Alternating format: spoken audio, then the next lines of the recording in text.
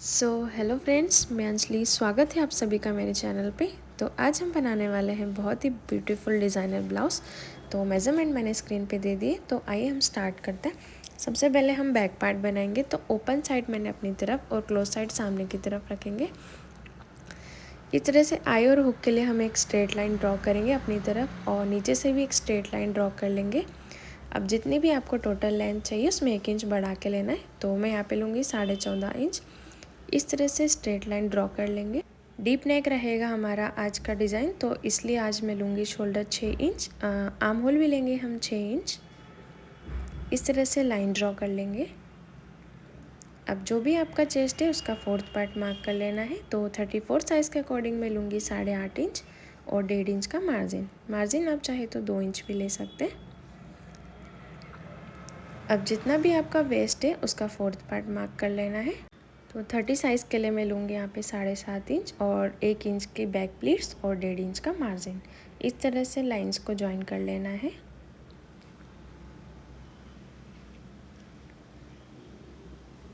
अब 1 इंच पे हमें आर्म होल का शेप ड्रॉ कर लेना है। तो आर्म होल का शेप मैं यहाँ पे फ्रेंच कर्व से ड्रॉ करूँगी। नेक विड्थ ले लेना है हमें 3 इंच। डीप नेक आप आपके अकॉर्डिंग ले सकते हैं। मैं यहाँ पे लूँगी 9 इंच। इस तरह से एक बॉक्स बना लेना है। बॉक्स में मैं आज यहाँ पे राउंड शेप ड्रॉ करूँगी। आप कोई भी शेप अपने अकॉर्डिंग बना सकते हैं। बैक पार्ट की हमारी यहाँ पर सारी मार्किंग हो चुकी है। मार्किंग के अकॉर्डिंग हमें इसे कट कर लेना है।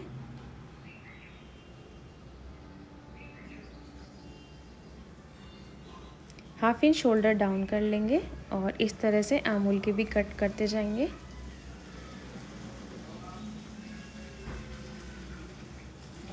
बैक पार्ट हमने यहाँ पे कट कर लिया है। अब फ्रंट पार्ट के लिए हम इस तरह से पेपर का यूज़ करेंगे। तो ओपन साइड सामने की तरफ और क्लोज साइड अपनी तरफ, नीचे से स्ट्रेट लाइन ड्रॉ कर लेना है। अब टोटल लेंथ हम ले लेंगे यहाँ पे 15 इंच, क्योंकि 14.5 इंच हमने बैक पार्ट के लिए ली थी। इस तरह से लाइंस को स्ट्रेट कर लेंगे। सेम शोल्डर मेज़रमेंट लेंगे शोल्डर का 6 इंच। आर्म होल भी लेंगे हम 6 इंच, जैसे हमने बैक पार्ट में लिया था। इस तरह से स्ट्रेट लाइन ड्रॉ कर लेंगे। चेस्ट का 4th पार्ट मार्क करेंगे 8.5 इंच और 1.5 इंच का मार्जिन। वेस्ट का 4th पार्ट मार्क करेंगे 7.5 इंच और 1.5 इंच का मार्जिन। लाइंस को ज्वाइन कर लेना है। 1 इंच पे हमें यहाँ पे फ्रेंच कर्व से आर्म होल का शेप ड्रॉ कर लेना है। नेक विड्थ में लूँगी यहाँ पे 3 इंच, और जितना भी आपको फ्रंट नेक डीप रखना है उस अकॉर्डिंग रख सकते हैं। मैंने यहाँ पे लिया है 6.5 इंच, और इस तरह से एक बॉक्स क्रिएट कर लेंगे। इसमें आप अपने अकॉर्डिंग शेप दे सकते हैं। मैं यहाँ पे आज स्वीट हार्ट नेक शेप ड्रॉ करूँगी। तो स्वीट हार्ट नेक शेप मैं यहाँ पे फ्रेंच कर्व से इस तरह से बनाऊँगी। अगर आपके पास फ्रेंच कर्व नहीं है तो आप फ्री हैंड से भी इसे ड्रॉ कर सकते हैं। तो यहाँ पे मैंने इस तरह से नेक ड्रॉ कर लिया है। नीचे से बेल्ट में लूँगी यहाँ पे 3 इंच, दोनों तरफ 3 इंच का मार्जिन ले लेना है और एक स्ट्रेट लाइन ड्रॉ कर लेना है। साइड में जो मार्जिन है उसे भी हम इस तरह से ड्रॉ कर लेंगे। बेल्ट के ऊपर से हमें लेना है 0.75, और इस तरह से हमें ऊपर की तरफ एक बेल्ट का शेप ड्रॉ कर लेना है। टक्स पॉइंट में लूँगी यहाँ पे 10 इंच, और फोल्डिंग साइड से हमें ले लेना है 3.5 इंच। एक स्ट्रेट लाइन ड्रॉ कर लेंगे और दोनों तरफ हमें 0.75 का मार्किंग कर लेना है। दोनों लाइन को 0.10 पे इस तरह से मिला देना है। नीचे भी स्ट्रेट लाइन ड्रॉ कर लेनी है। ये हमारा कट हो जाएगा क्योंकि ये नीचे वाला बेल्ट रहेगा। 3.5 इंच का राउंड ले लेना है इस तरह से। तो सारी तरफ मैंने 3.5 इंच का पॉइंट बना लिया है, और जहाँ भी हमारा स्वीट हार्ट नेक शेप ड्रॉ हुआ है वहाँ की तरफ से इस तरह से राउंड शेप ड्रॉ करते जाएंगे, और जो हमारा टक्स है वहाँ पे हमें इसे मिला देना है।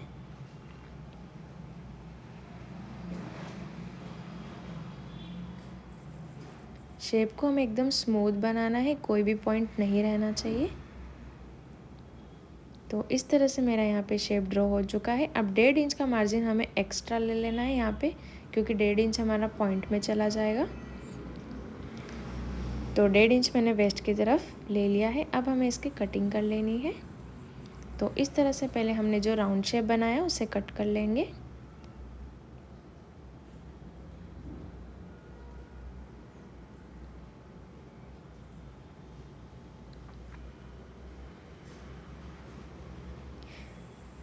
इस तरह से आर्म होल की गहराई दे देना है फ्रंट पार्ट के लिए।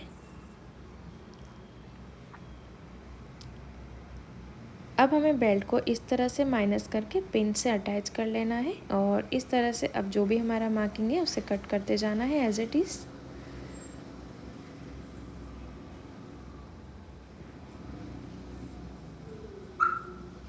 तो फ्रंट पार्ट की भी हमारी यहाँ पे कटिंग हो चुकी है। दोनों साइड्स पे हमें इस तरह से टक्स पॉइंट पे नॉचेस लगा लेना है। अब हमें इसे कपड़े पे कैसे फोल्ड करना है वो देखेंगे। तो फोल्डिंग साइड अपनी तरफ रहेगी और इस तरह से हमें हमारा जो यहाँ पे पैटर्न है एज इट इज़ इसे फॉलो करते हुए मार्किंग करते जाना है।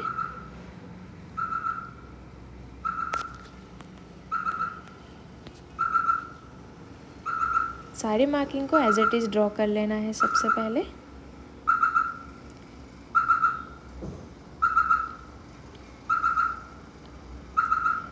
अब जो हमारा राउंड शेप है वहाँ पे हमें इस तरह से हाफ इंच जितना मार्जिन अंदर की तरफ ड्रॉ कर लेना है, क्योंकि ये हमारा सिलाई में जाने वाला है।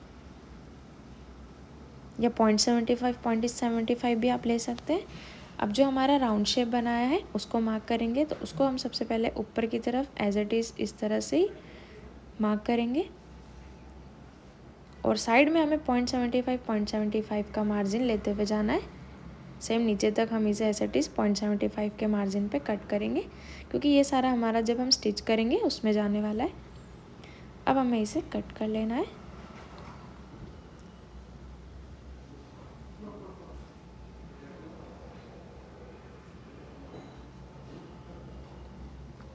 अब टक्स पॉइंट हमें इस तरह से लगा लेना है।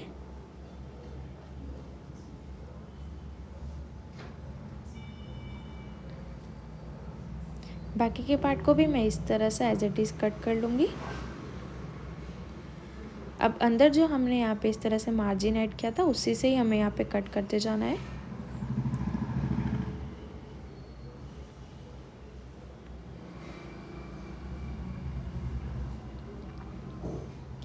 तो यहाँ पे हमारे फ्रंट पार्ट की भी कटिंग हो चुकी है।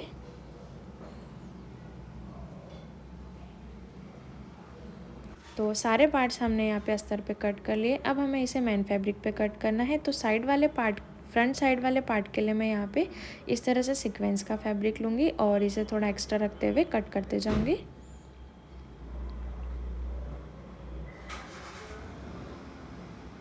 सेम बैक पार्ट के लिए भी मैं यही फैब्रिक यूज़ करूँगी।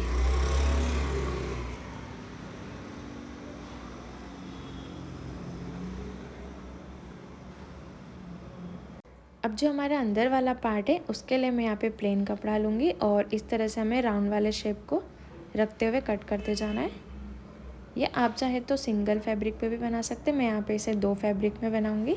ब्लाउज़ के सारे पीस की कटिंग हमारे यहाँ पर हो चुकी है। अब हम यहाँ पे इसका स्टिचिंग देखेंगे। तो सबसे पहले हम बैक पार्ट रेडी करेंगे। तो इसे हमें सबसे पहले अलग अलग कर लेना है। सेंटर से मैं इसे कट करके 2 पार्ट में डिवाइड कर लूँगी। अब सीधे हिस्से को हम ऊपर की तरफ रखेंगे और उसके ऊपर रखेंगे हम अस्तर। सबसे पहले नेक फिनिशिंग करना है। नेक में इस तरह से एक एक पेयर की स्टिचिंग लगाते जाना है और इस तरह से एक्स्ट्रा फैब्रिक को अंदर की तरफ से कट कर लेंगे। राउंड शेप में छोटे छोटे नॉचेस लगा लेना है ताकि पलटने में ईजी रहे। और इस तरह से अब हम अस्तर पे कॉर्नर स्टिच लगाएंगे ताकि इसकी फिनिशिंग बहुत ही अच्छी दिखे।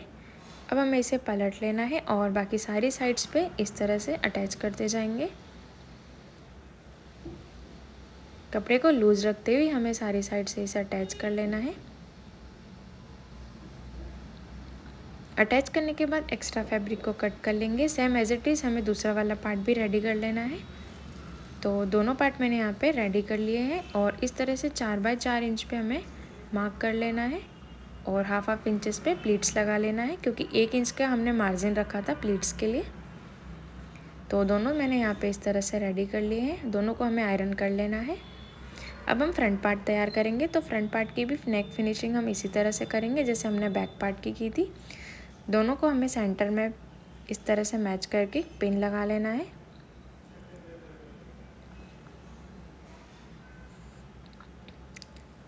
नेक में इसी तरह से हम फिनिशिंग करते जाएंगे।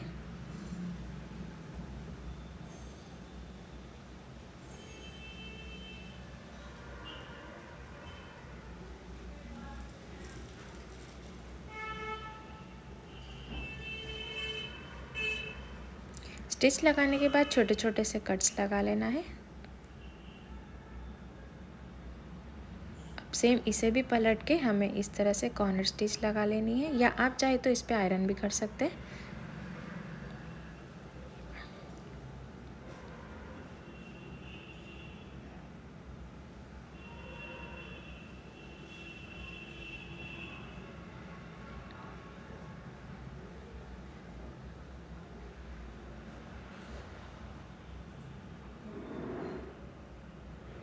कॉर्नर स्टिच लगाने के बाद इसे इस तरह से अंदर की तरफ पलट के और आयरन कर लेना है। आयरन करने के बाद सारी साइड्स को इस तरह से अस्तर से अटैच कर लेंगे।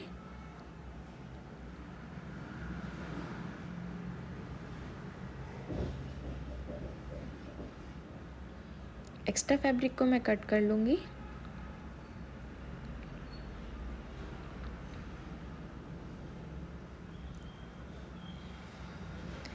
अब हमें अंदर वाले पार्ट को रेडी करना है। तो यहाँ पे भी मैंने मेन फैब्रिक को ऊपर की तरफ ही रखा है और उसके ऊपर अस्तर, और इस तरह से ऊपर वाले पार्ट को स्टिच लगा के और कट कर लेंगे।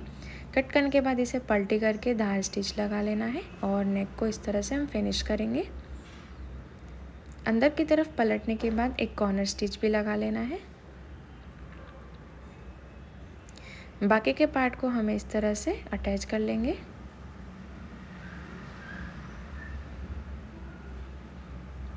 एक्स्ट्रा फैब्रिक को कट कर लेना है।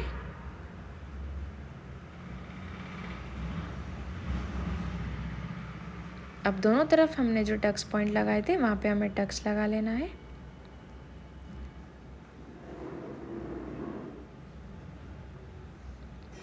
तो फ्रंट पार्ट भी हमारा यहाँ पे रेडी है और अब हमें इसे जॉइन कर लेना है इस तरह से। तो जॉइन मैंने यहाँ पे कर लिया है, देख सकते हैं इसका लुक कितना अच्छा आ रहा है। अब नीचे की पट्टी हमें यहाँ पे इस तरह से लगानी है। पट्टी मैंने यहाँ पे 1.5 इंच की ली है और इस तरह से अब हम इसे अंदर की तरफ फोल्ड करके और एक स्टिच लगाएंगे। स्टिच अगर आप नहीं दिखाना चाहते तो आप यहाँ पे हेमिंग भी कर सकते हैं। तो फ्रंट पार्ट हमारा यहाँ पे रेडी है। बैक पार्ट के शोल्डर्स को हम यहाँ पे फ्रंट पार्ट के शोल्डर से इस तरह से जॉइन कर लेंगे।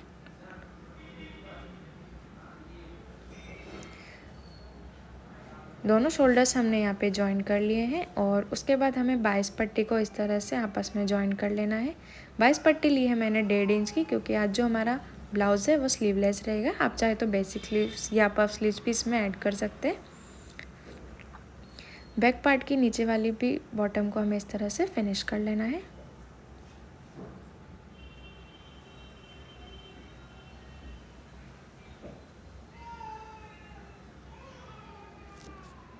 तो इस तरह से बैक पार्ट का जो नीचे वाला पार्ट है इसे हमने फिनिश कर लिया है। अब हम यहाँ पे आर्म होल्स को फिनिश करेंगे। तो आर्म होल में हमने जो भी पट्टी कट की उसे अटैच करेंगे। इस तरह से फोल्ड करते हुए अटैच करते जाएंगे।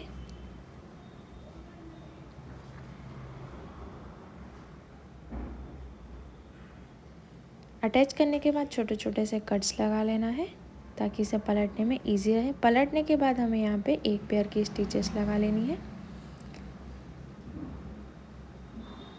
आर्म होल फिनिशिंग करने के बाद हमें तुरंत इस पे आयरन कर लेना है ताकि इसकी फिनिशिंग बहुत अच्छी रहे। दोनों तरफ मैंने यहाँ पे इस तरह से आर्म होल को फिनिश कर लिया है। अब हम यहाँ पे दोनों पार्ट को सीधा तरफ करके और इस तरह से एक एक पेयर की सिलाई लगा लेंगे ताकि अंदर से भी हमारी जो है साइड फिनिशिंग बिल्कुल अच्छे से दिखे। और अब हम यहाँ पे लगाएंगे आई पट्टी। तो आई पट्टी लिए मैंने 3 इंच और इस तरह से हम इसे ऊपर की तरफ फोल्ड करके स्टिच लगा लेंगे।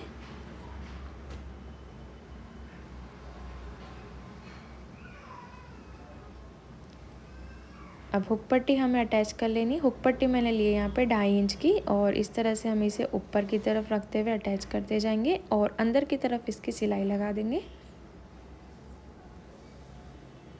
तो आई और हुक पट्टी भी मैंने यहाँ पे अटैच कर ली है। अब दोनों पार्ट को इस तरह से हमें मैच कर लेना है।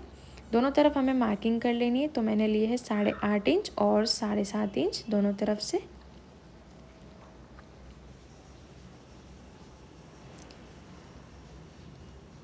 लाइंस पे हमें इस तरह से सिलाई लगा लेनी है।